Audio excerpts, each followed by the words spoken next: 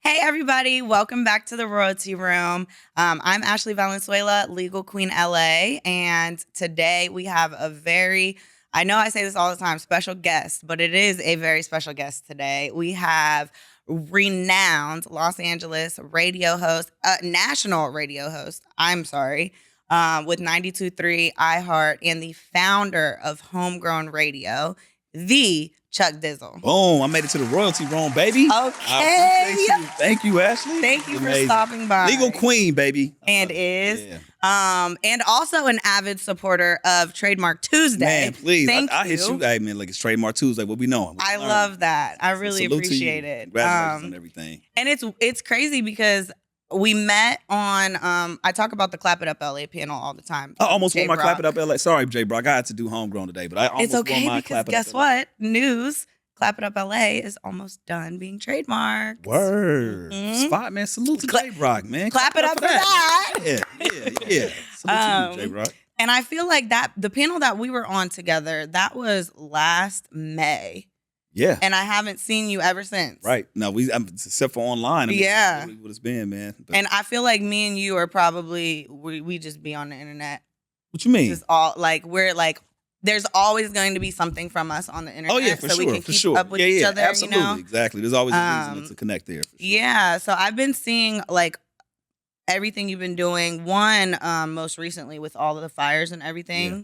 So I want to say LA has shown me a lot of different things. Like growing up in Florida, nobody gives a damn what happened to the neighbor in the hurricane. Like nobody's ever I've never seen a community come together like LA has, and you've been really good with providing resources and helping. I saw you out at the Dream Center. Yeah, man. It's been a tough time because I made a post about it. I struggle with that because I have a platform. I know I can speak up, but at the same time I have a family that I want to keep safe. So I was really struggling with being out there. Being on the field, because salute to my brother DJ Head, he was kind of one of the first people that were on the front lines. He was serious. He was like, look, we're not doing no content, and I love that, and it forced me to kind of take that action and say, well, look, your platform, no matter how big or little, is a platform. So even if it's you posting something where somebody can gain resources or know what's happening, for those that may want to contribute, donate, or even want to be on the front lines, that's something. And I got a lot of responses from people saying, man, yo, thank you. I'm over here. I'm going to pull up over there. Thank you for at least saying something because, had you not said anything, I wouldn't have known. So exactly. And even I feel like it was just such a traumatic, that first week was so traumatic because it's reminiscent of COVID. Yeah. We don't know what to do. We don't know where to go. I remember when I got my evacuation order, I froze and I went spiraling and I'm just like, what, where, and I'm looking at my dog and I'm just like, it's you and me. Right. We gotta go. Well, I know you coming with me. Let me get my keys. Yeah. Purse. I don't know. And I just I left. And I was just if I never see my house again, I don't know. And I feel like a lot of people probably went through the emotions of a roller coaster, sad, angry, upset, and we don't even have a chance to kind of digest it. So again, thank you for sure for everything that you've been doing. And on top of that too, I do want to say, man, what it taught me was yo, you have to have a plan in action, right? So like you said, you kind of froze and what do I do? What do I get? It forced me to say, okay, yeah, we have a little bullshit emergency kit, but now it's okay, let's really enhance this, let's make it happen, and go over the plans and be ready, because being out here in California, Los Angeles specifically, we always hear about the big one. I mean, the last real big earthquake we had was Northridge in '94. And, I was a kid then, but you always think about these things happening, but you never are ready for exact. So it just made me prepare for not only this situation, but, God forbid if the big one happens or something like that. So yeah, I'm glad that you kind of took notice to that as well. It's a good lesson to learn. I don't want to learn it again. Yeah. But going back to the radio host and this Chuck Dizzle persona that we all know and love, what got you to start into this industry? Was it always a goal of yours or? Yeah, it was actually, I only wanted to do two things as a kid, right? And It started off when I wanted to be an astronaut, but my mom couldn't afford to send me to the little space camps. Valid, right? valid. At the same time, I was always listening to the radio on the way to school, on the way home. I was like the typical radio listener. So it was always the soundtrack to my life from growing up. And at one point, I told myself, I was like, yo, I want to do that. But I didn't think it was really possible until years later when I got an internship and kind of went on my journey.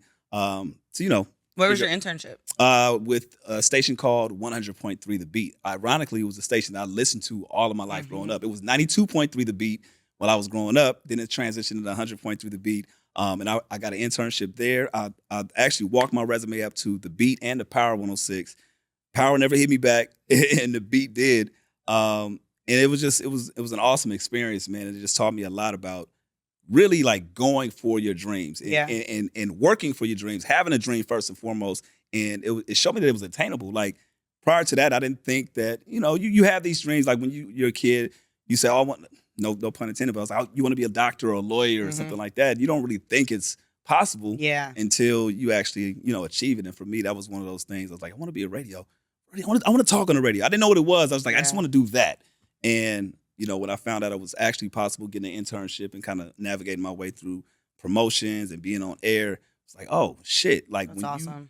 You have a dream and you work towards it, shit can happen, Absolutely. I feel like Los Angeles, like being in Hollywood, those creative careers are a little bit more attainable here than, growing up on the East Coast or growing up in the Midwest or whatever, because it is quote unquote Hollywood.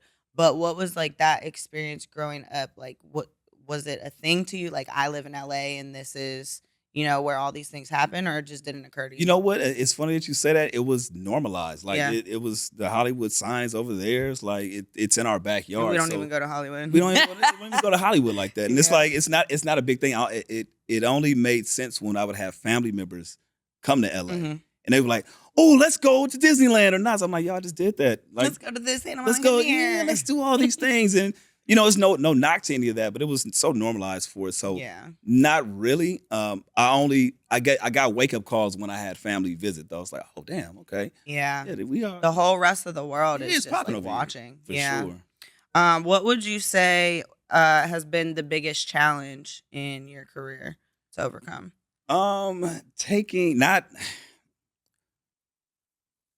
Learning how to leave my feelings or manage my feelings, right? Same. It's understanding that none of this shit is personal. You get in what you put out, and sometimes it's the luck of the draw. Yeah. You know what I mean? And for the longest time, I had a gripe on, oh man, this should happen in my career. I should do this. It should happen this way. And it's like, yo, hey, it might not be your time. B, it's not. It might not be for you. Or, what work did you actually put in to get to that? And, I had to really wrestle with a couple of things and understand like, okay, I understand I did all that I can do. There's nothing I can do at this point. Yeah, I can't, harp on those feelings if I did everything that I possibly put into it. Yeah. And, being somebody that believes in God and has faith, it's like, if you put all these things into it, you can trust and understand that, like, put that faith into them. And if it doesn't work out, it's not meant to be. Right. You know what I mean? I remember last summer, like whenever Kendrick did the pop out and stuff, I had met an artist like briefly before that.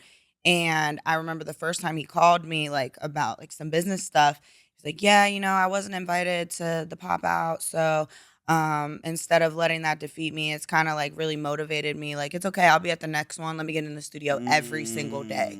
And I really heard the passion and like the love for what he does instead of like jealousy or, well, why was he there and I wasn't, or it should have been me. And I felt like that was like, it was rare to hear that, but it was really nice. It was beautiful. One good quote that I heard, I don't know if he made it up, but I heard him say this years ago. Salute to the homie Jason Martin now, aka formerly known as Problem. I forgot what it was in reference to, but he had this quote. He said, "Don't get mad, get motivated." I was like, ooh, I like that. I like that. So I internalize that, and anytime I get in a situation, now I'm not perfect. I still go through my internal battles and whatnot, but it's like, you sit there and kind of wrestle with that, like, okay, yeah, don't get mad, get motivated. Yeah. Let this be a lesson and a blessing for you for the next. I'm gonna remember that one. Yeah. Because sure to get mad sometimes. But Homegrown Radio. Yeah. Bringing radio back to its roots. Mm-hmm. That's the motto, right? How do you balance keeping, up with the mainstream, the Kendricks, the Drakes, but also implementing the new artists, the upcomings that people don't know, and also like bringing us back to our roots where we started? Well, I think it's all, for me, it starts with the support, right? And understanding that artists like Kendrick, were homegrown artists from the jump, Yep. when nobody knows their names, was going by K-Dot and, just trying to figure his way out. And it's knowing that, okay, supporting these artists in their way to becoming mainstream.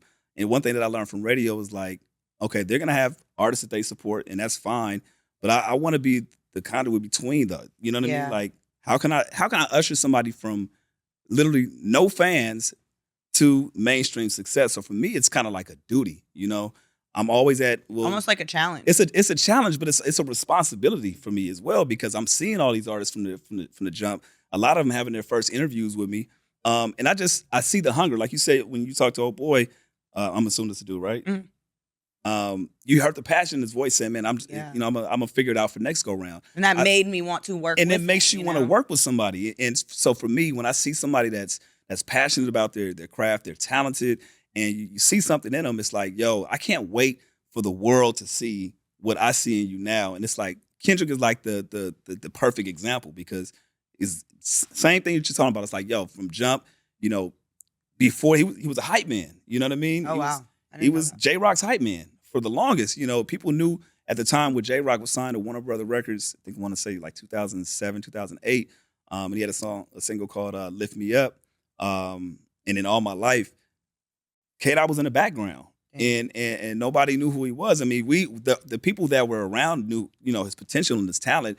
But I just love seeing that passion that somebody has at that time to be like, okay, I'm going to take this, I'm going to hone my craft and just get better. And when it's time for the world to actually see, you see what you see now. Yeah. So for me, it's a responsibility to be able to kind of like usher that talent as well, because it's times you're not going to get motivated. It's going to be times where you feel discouraged. And it's like, for me, I see all of these people, and a lot of times people look at me like, oh man, you've interviewed so-and-so, this artist, or you work for the radio. So it's on my end, they're looking at like, oh man, this is motivation because he believes in me. Yeah. And that might give them that kickstart to keep on going. So for me, again, it's that responsibility to give them that push when sometimes they may not feel it themselves. I love that. I don't know I don't know if you'll agree, but I'm a manager. Mm-hmm. So I feel that exact same way about my clients. As you should. For sure. And salute to you, because I see you go hard for your clients, man. Thank you. You go hard for your clients. Thank you. Even to the point sometimes and I see that you may put your personal brand to the side, but I feel like you believe, and hopefully I know they understand this. It's like you believe in them that much that you're going to be able to put up your own bread. I want to put up your own bread, finances, your resources, and most importantly, your time. Yeah. You know what I mean? So salute to you for doing that. I just want to say that. No, I appreciate that. That makes me feel really good, because I remember at one point you probably saw me ranting because everyone's like, is this their page? Right. Where are you? Da, da, da, da. My following is probably like 85% men, so I'm sure they don't want to see these grown-ass men on my page. But I'm like, I don't care. If you love me, then you love them, But I feel like in your role, it almost reminds me of like a booking agent, because you're just like, book on the radio, book, because I have all these people that I want to win. Right. But with me, it's like, it's more personal. It's like Salas, like 1, 2, 3. And it's, So and that part, I'm sorry to cut you off, but that part gets challenging as well. It's like, you see this pool of talent and you can't necessarily help everybody. And the thing is, I want artists to understand, like, sometimes somebody posting your music, or sometimes just me bringing your name up to somebody else when you probably don't even know it, is the support that you don't think you need. It's not always just playing your song on the radio. And a lot of times people get that misconstrued. It's like, and I go through that as well. It's like, damn, there's certain songs and artists that I want to play, but it's like, there's rules and regulations to this, and I can't just get on and play what I want. And I learned that early when I got an internship in radio. It's like, you just can't play what You want to play? Oh, there's a playlist. Right. Oh, there's a program director who's in charge of it. Oh, there's a music director. They put this together. Boom, got it. Totally understand. But a lot of the times the artists, and just not just artists, but just people don't understand that, and they feel that since you have this role of this title, they're like, oh, you're a radio host. You can play. You're a radio DJ. You can play what you want. So going back to one of your questions, that's been a struggle of mine for a long time, is not being able to do what people think that they perceive that I can do, and having to explain that to people. It's like every person I meet in the street, oh, you're a lawyer? Can I ask you? I have a warrant. Right. And I'm like, I don't do crime. Yeah, please. Yeah, exactly. I do music, Right. buddy. Like, I don't know what you're talking about. Right. But speaking of music, who or what the last 365 surprised you the most? Cliche. I'm not going to say.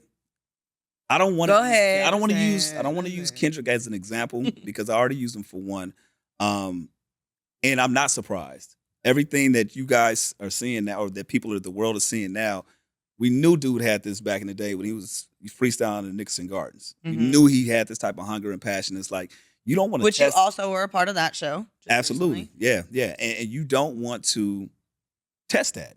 You do not want to mess with somebody of that caliber. But I want to shine some light on somebody else that I think deserves a lot of credit. And this is somebody I also seen kind of from the jump. Is an artist by the name of Curtis King. He's a producer. He's a rapper, but he also is kind of stepping into this media space as well. He has a whole channel set up to kind of commentating on a lot of the things that are going on right now. And it's surprising to me that he's shifted from rapper to producer to now, media. I don't want to even say personality, but he's doing a lot. And this is one of the earlier days. He's an author. It's just a good dude. Oh, this was your interview with him. Yeah. This is around the time he actually wrote his first book, and we had him on there talking about that. But just he always surprises me because it's always something new that he's doing. Yeah. It's refreshing to see. He's just a good person, man. But surprising in the sense of like, yo, you're not gonna let the challenges of this industry, this world, get to you. Yeah. You know? And he's a father as well, man. So salute to Curtis King. That's awesome. Yeah. Okay.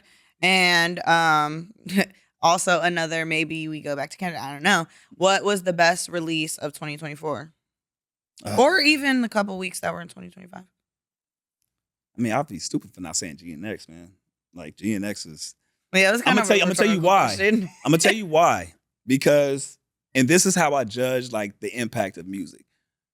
My sister, I went to go visit her the other day, and she was just like, man, I just can't stop playing it. My sister's 10 years older than me, and she's in the music and she's in the hip hop or whatever. But the fact that an album has had like a chokehold on her is just hilarious to see. Volumes. And it speaks volumes. It's just like, and songs that I didn't think that she would like. She loves the title track, GNX. She loves that song. So I'm just like, the things that I didn't think you would be. Now, of course, Not Like Us and Squabble Up. Yeah, you'll get the songs that are on the radio. Of course, you would understand that. But for her to actually dive deep into the actual album and still have it on repeat she's like, I tried to go to a different album and I went back to it. I stopped for a week and I went back to it. So yeah, it's stupid not to say GNX right now. Okay. I'm not mad at it. Are you still doing your podcast? We are. It's just, we're taking I'm not gonna say taking a break, but so it's kind of backtracking the story, man.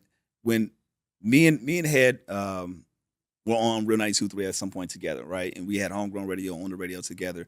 At a couple of years ago, he decided to step away, which was a challenge for me. And I talked about it at Jay Brock's Clap It Up LA panel because I'm so used to being, me and him, the duo. He stepped away, he's doing his thing and he's flourishing and I love it. But for me, it put me in a space of like, okay, now what? Yeah. We go from being together 6 days a week to hardly seeing each other.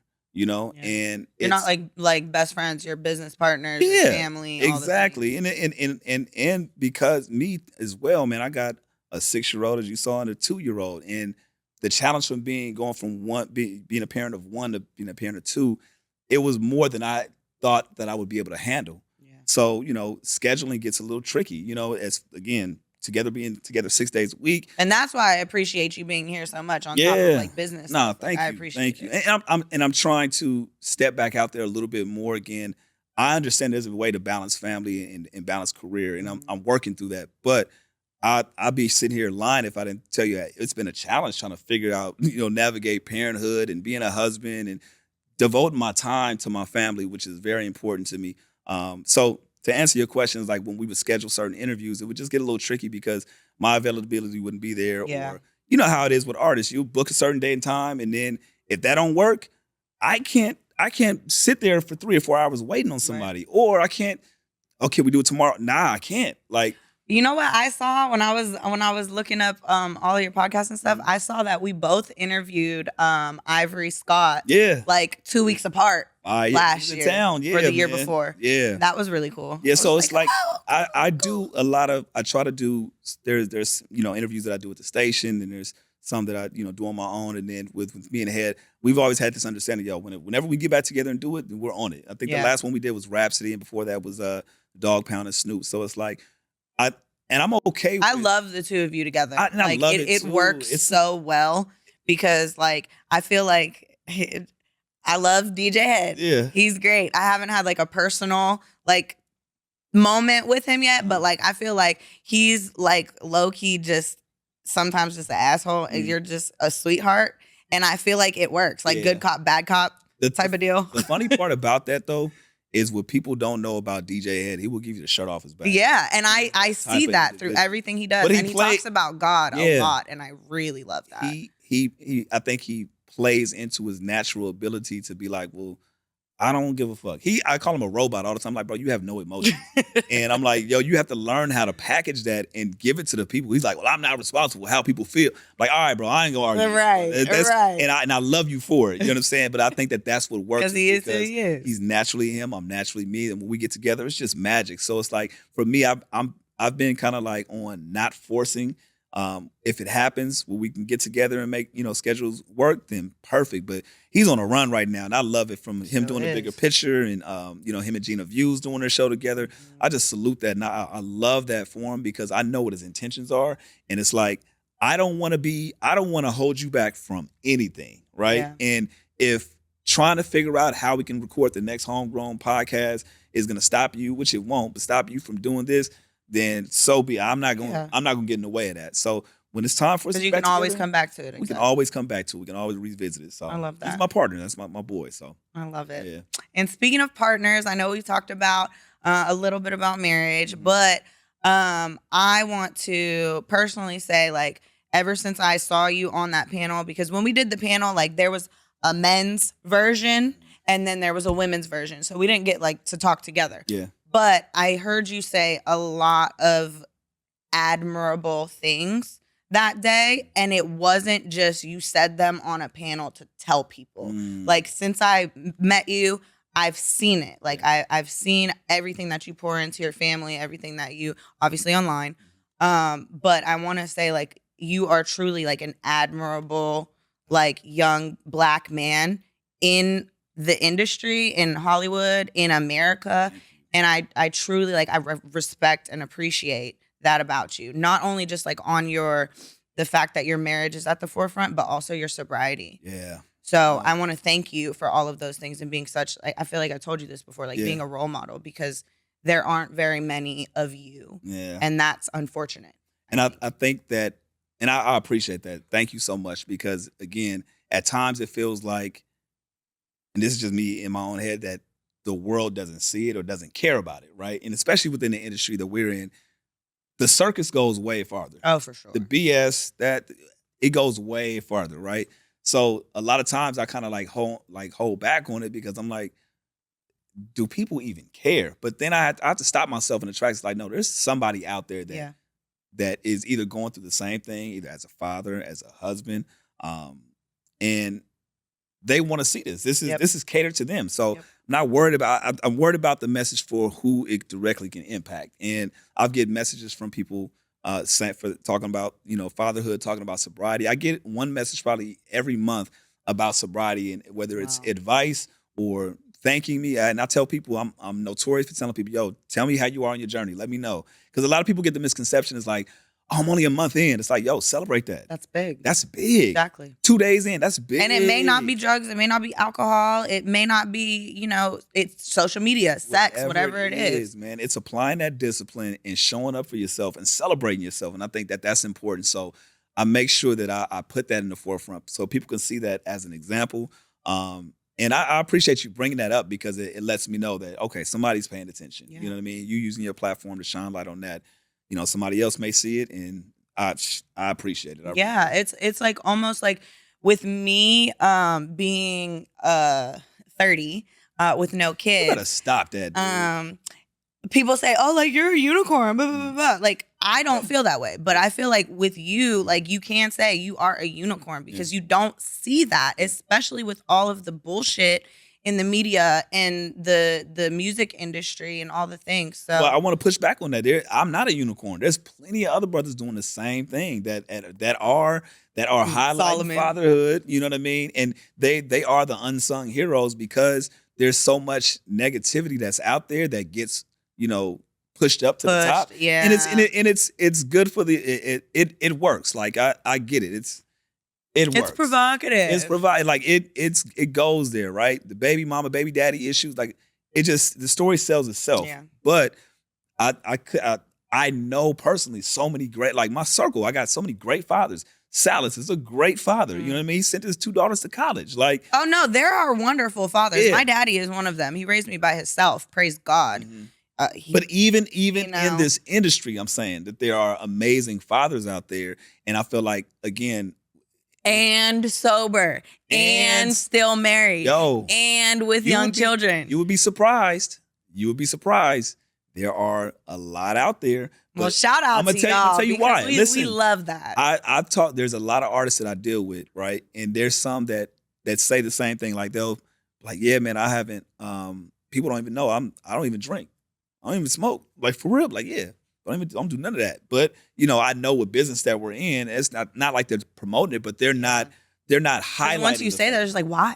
What happened? What's wrong? Same thing about marriage. I mean, same thing about marriage. Like any artist that's out there, or if you're in this business, don't shy away from being in a relationship. I know that there's this image that you got to uphold, but there's a pocket of people that will be like, damn, that's dope. Like Ice Cube. It's amazing that he has, like, I didn't know, I'm going to take it back real quick. You know the song, It Was a Good Day. You know, he said. Got a text from Kim. Mm-hmm. That's his wife. A lot of people didn't know that. A page. But a lot of people didn't know that for the longest, right? So it's like, yo, showcase that. You know what I mean? That's amazing. I love it. And you'll have more people wanting to step up and showcase that as well. And we need that. We definitely do need role models because there aren't a lot of good ones. And I asked Jay Brock this same thing.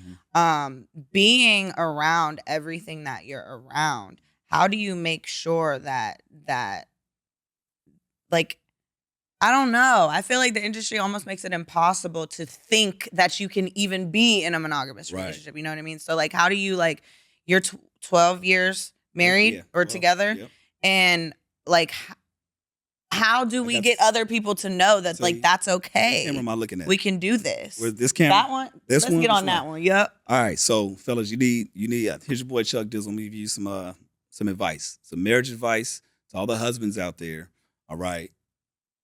Being in this industry can be very tricky. I'm going to tell you the secret to the sauce. Go home. Go home. After the event, just go home. There's no reason to linger, all right? There's no reason to hang out and see what the next spot is. After you handle your business, go home. Trust me, it keeps you out of a lot of trouble. Because if you want an excuse, you can find one. Absolutely. For sure. Absolutely. And then as far as with your children, obviously they are probably the most important thing to you. Absolutely. As far as leaving a legacy, what does that look like for you in terms of what you want to leave for your kids? I just want them to know that I did the best that I could.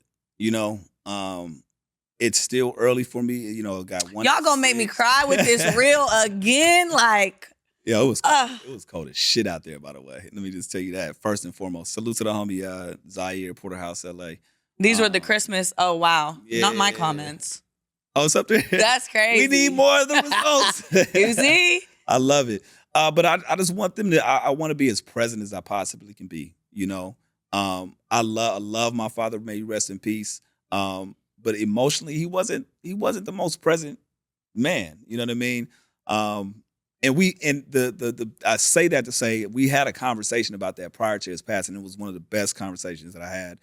3 months before he passed, we had a conversation. I was like, "Yo, what was the deal? Like, what was going on? Like, you just wasn't really. You were there, but you weren't there. Yeah, like explain yourself. Explain yourself. And he was like, man, that's all I knew. He was like, I got that from my dad. I was gonna say the older generations, yeah. And so it's on us to kind of showcase, like, yo, it's okay to love on your kids. It's okay to I kiss my son so much. I in the first 2 months of my son being born, I kissed my son more than I ever remember my dad kissing me in life. And I just make sure I do that. I hug That's sad, but that's also it is, right? But it's the sign that it's the times that we were in, and it's no. And I'm not gonna say he showed support and love the way he knew how. Yeah. Like the apartment that we were doing Homegrown Radio out of initially, right? In 2009. 2009. I feel like I'm passing my test. No, you good. Yeah, you got it, right? That was the apartment that he had owned. Oh, wow. It's his apartment. And he was like, look, I know you into this industry. I don't know anything about it, but how can I help? Like, however I can help, let me know. And I'm like, yo, the fact that you're letting me, have the apartment first and foremost, but letting me be able to do my show here. Yeah. It's a 4-unit apartment complex or whatever.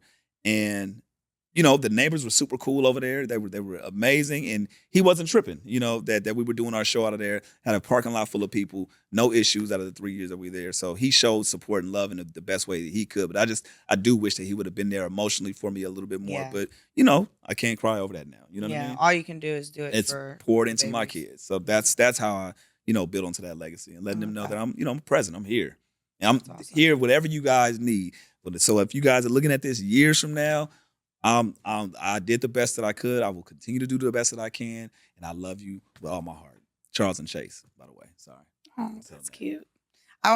Anyways, so I know we were getting a little bit emotional, so we're gonna take it to a little this or that game. Let's go. Of course, all our favorite things, music. Mm-hmm. And then we'll wrap it up with a couple of questions. But this or that. Live hosting on the radio or podcast? There's an element of live hosting that I love, but podcasts, you can say way more. Mm-hmm. So I can't say this and that, right? I would say podcasting only because you can kind of expound on your thoughts and get it out there.